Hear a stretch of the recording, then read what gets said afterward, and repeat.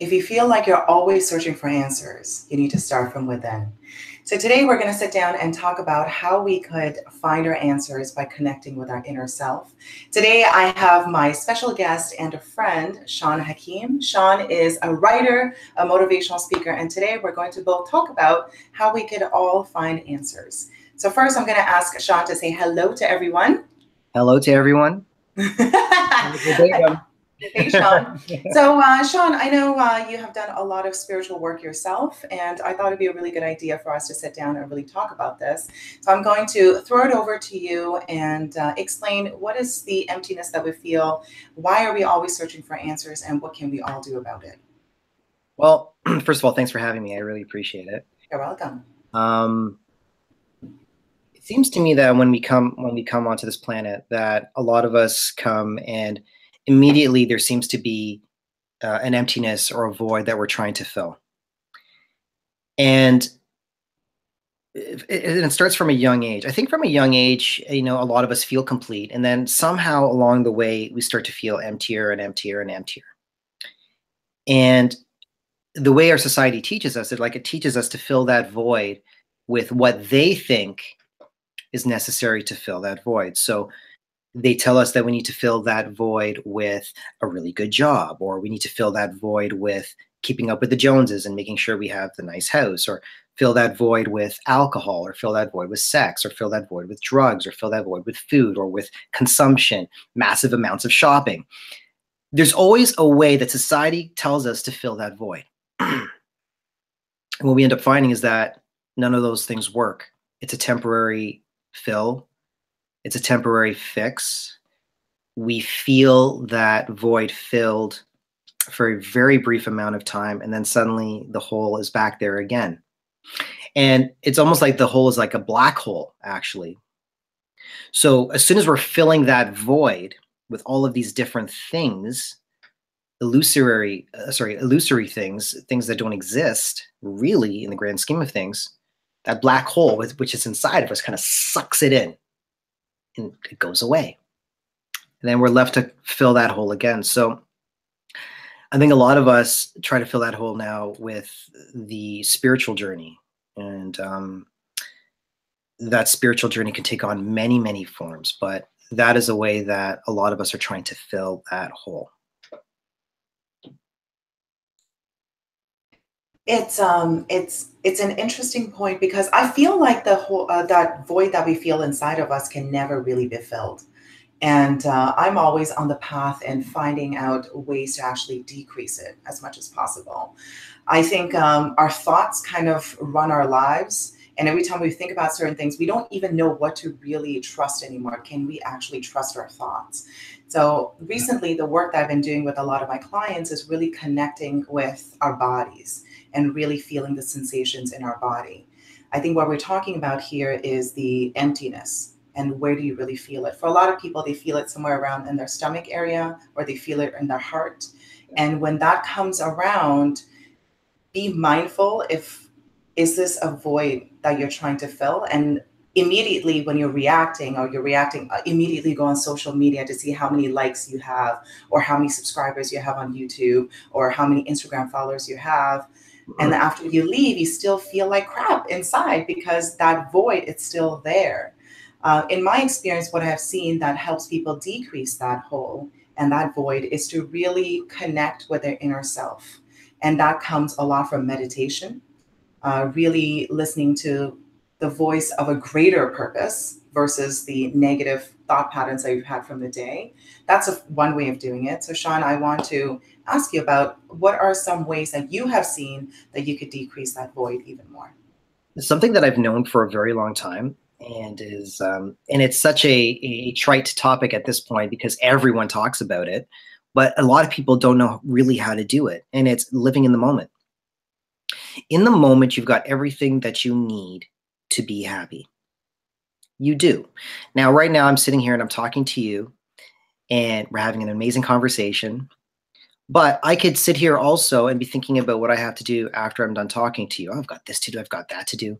I've got to pick up my kids and, got to take them to Taekwondo and all this kind of stuff. If I start doing that, guess what? There's a little bit of anxiety that starts to creep in. So what I've learned, and this is actually just something recent, Lily, it's not something I've been doing for a long time. I've known the concept and the idea behind living in the moment, and I've always had it as a kind of mental thing that I need to do. When I started getting away from the mental aspect of living in the moment, I started doing the feeling aspect of physically sitting in the moments, really paying attention to my subject or whatever I'm doing, that void is filled. Because in that moment, you always have everything that you need, right? So that's something that I've been doing just lately. When I say lately, I'm talking about the last couple of weeks, and I'm noticing a huge difference. I notice I'm not thinking about my savings for when I retire, because there's people in my life saying, you gotta start saving. You better start saving because da da da. What's this job that you're doing? And they give me anxiety. However, when I live in the moment and I'm sitting here and I'm watching my girls play, or I'm spending time with a good friend of mine and we're sitting chatting about his day, or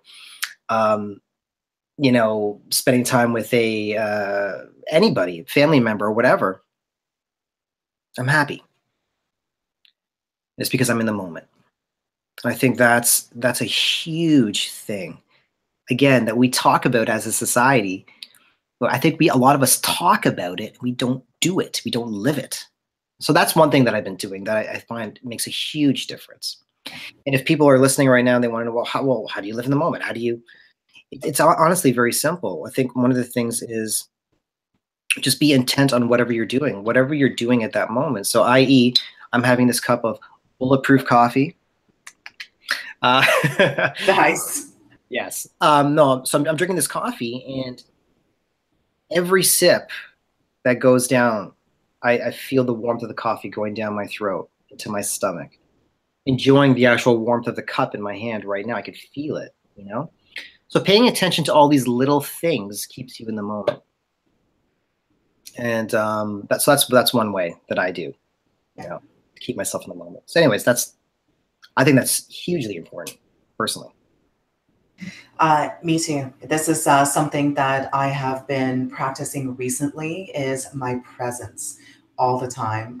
This has been plaguing my mind in the last little while. I feel like for years, I haven't really treated everything as important as it should be. Like every interaction is absolutely important to me. It's important for me to be present. One of the things that I found that really works is really easy. And it's just telling yourself that I'm back. Just keep a mental note that I'm back. If you feel like your mind is drifting away, I'm concerned. Right now I'm talking to Sean and I'm worried about, what I'm going to do for the next half hour. Immediately I catch myself and I say, I'm back. And I found that really has changed the way I show up for people. It's really helped me connect with people at a much deeper level than ever before. I feel like I see people for who they are, who truly are.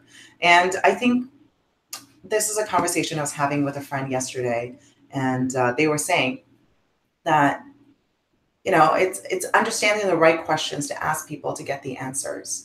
I was like, I don't even think that you need to have scripted questions. If you really pay attention to the person and if you really focused on who they are, they're already giving you all the answers. It's just a matter of us tuning in and being aware.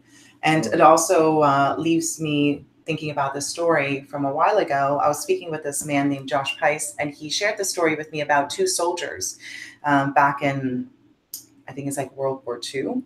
And they did this experiment that they sat soldiers right in front of each other from opposing countries, and people who would have killed each other in any other circumstance.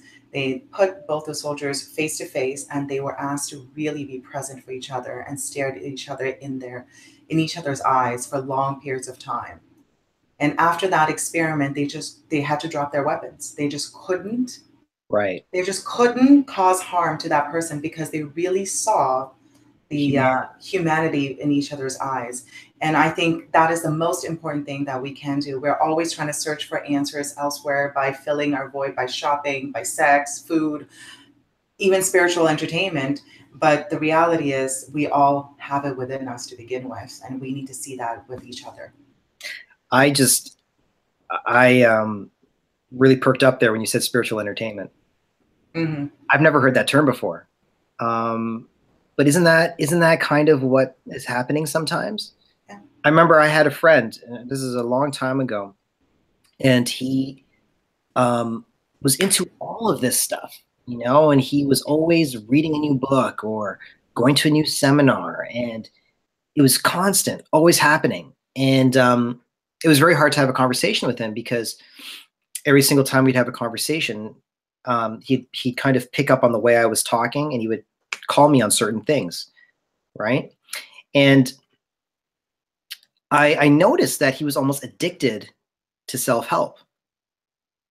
Like there was almost like an addiction to self-help, and that's interesting. Like I wonder if, and I'm just positing this out there. I'm wondering if that's what a lot of us are doing. If we're using spirituality or this idea of trying to find ourselves or feel comfortable on this planet as entertainment. Is it a way of entertainment? It's like, instead of binge watching, Stranger Things, we're binge watching or binge doing all of this spiritual entertainment. That's really, really, really interesting. And to get back to the whole idea of filling that hole or filling that void, I really feel like, and I've been doing this since I was 10 years old, so 32 years, I've been trying to fill that hole.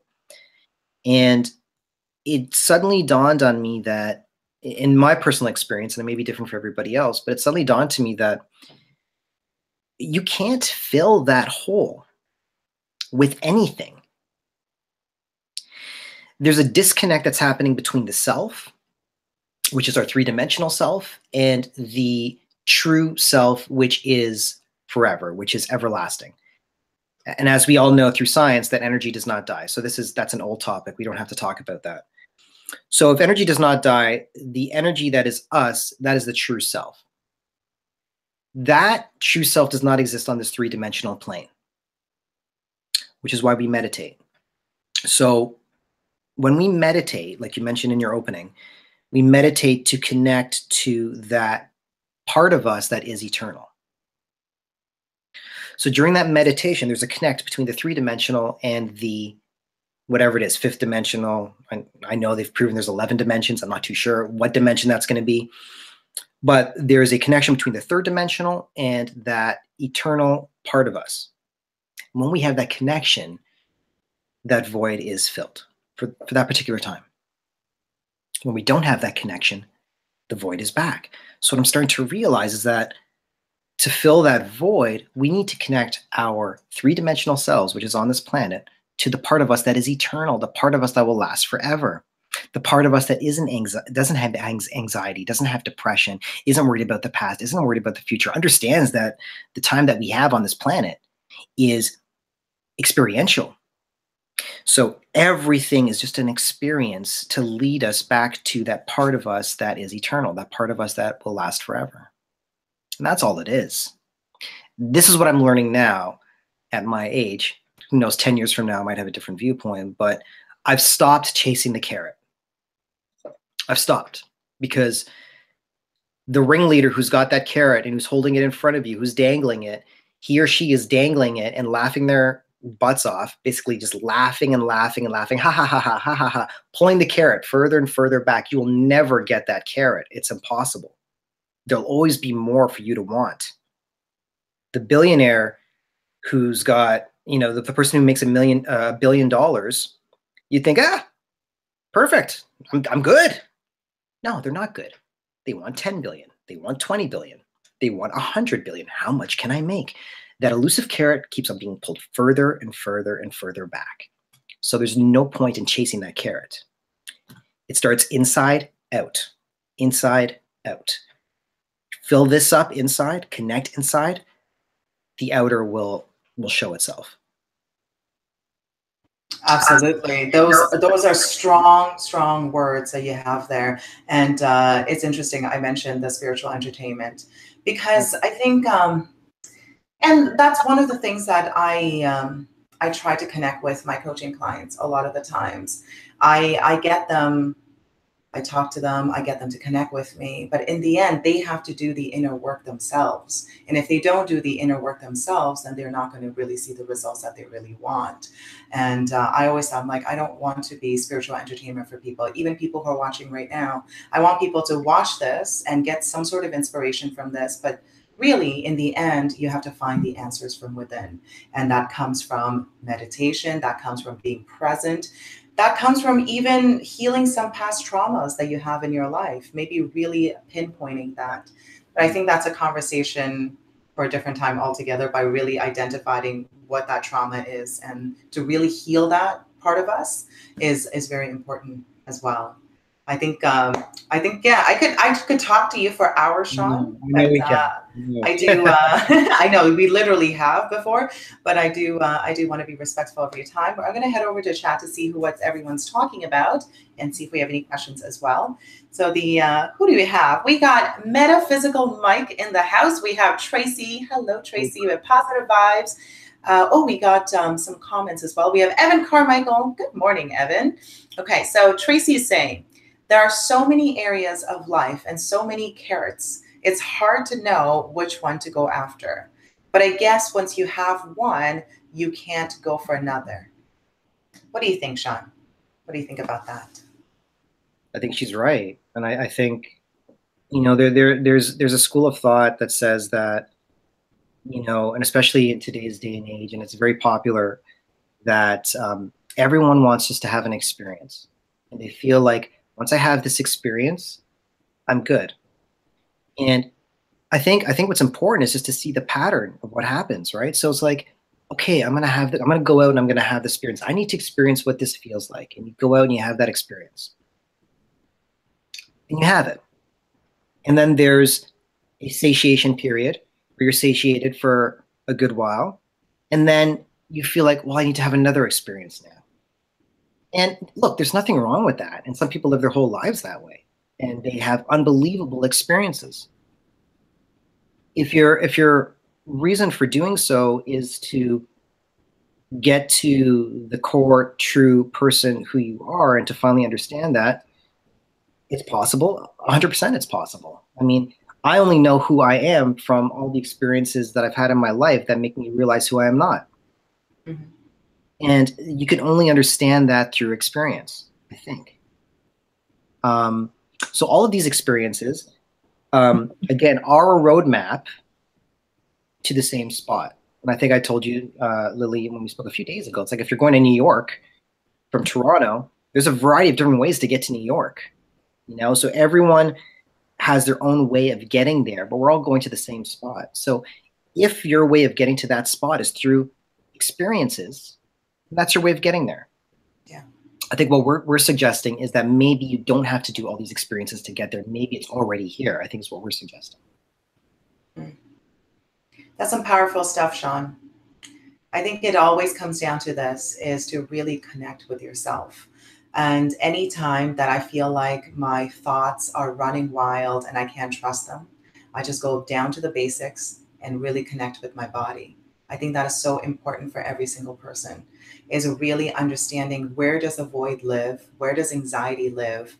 And really catch it before it goes out of control and you find yourself binge watching Netflix, or even worse, doing a lot of drugs.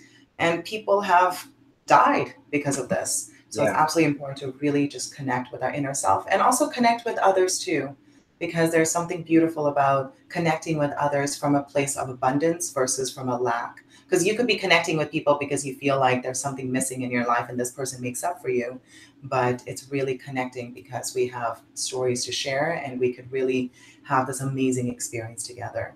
And which is what drew me to you in the first place, Sean. It's because I felt like you had so much to share and I had a lot to share as well. And I've always wanted to find a way to involve you in my journey somehow. And I just couldn't figure out how, but I think I found my way today. Well, it definitely wasn't dancing.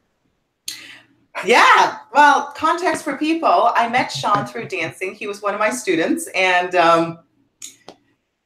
yeah, we don't dance anymore, so that's where we're going to leave it. You can tell them the truth that I failed your level 1 beginners class. I failed, people. I failed. I was so bad. No, no, no, not at all. Not at all. He did a lot better than he thought. Anyways, that was like, what, 5 years ago, right? But we still kept in contact. And I know we keep going off on tangents, but I do want to wrap this up. I think what kept us connected is our journey in finding out who we truly are. And I think that's what kept us going. And then somehow around the path, we found each other again. Very happy for it. Absolutely. Yeah. Me too. Me too. Okay, Sean, so I'm going to wrap this up. Is there anything that you want to share with the people watching? Yeah, I think don't be afraid. Just don't be afraid. It's not as bad as you think. I think on the other side, if we're being watched on the other side, I think they're all having a jolly good time watching us go through our angst, our depression, our anxiety.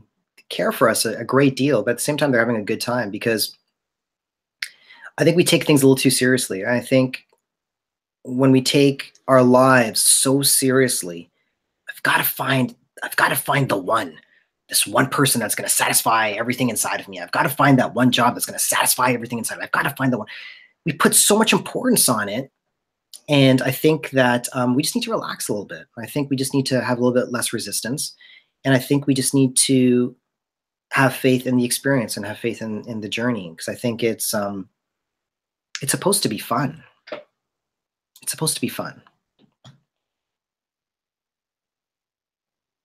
All right. Well, let's have fun. So my takeaway for everybody is just have fun with it. If you don't have all the answers, that's okay. Be okay with not having all the answers too. It's going to come with you. You just have to connect within yourself. And that's it. Thank you so much, guys. And I'll see you guys tomorrow morning for another episode of Coach's Corner. Take care. Bye-bye. Say bye, Sean. Bye, Sean. Bye-bye.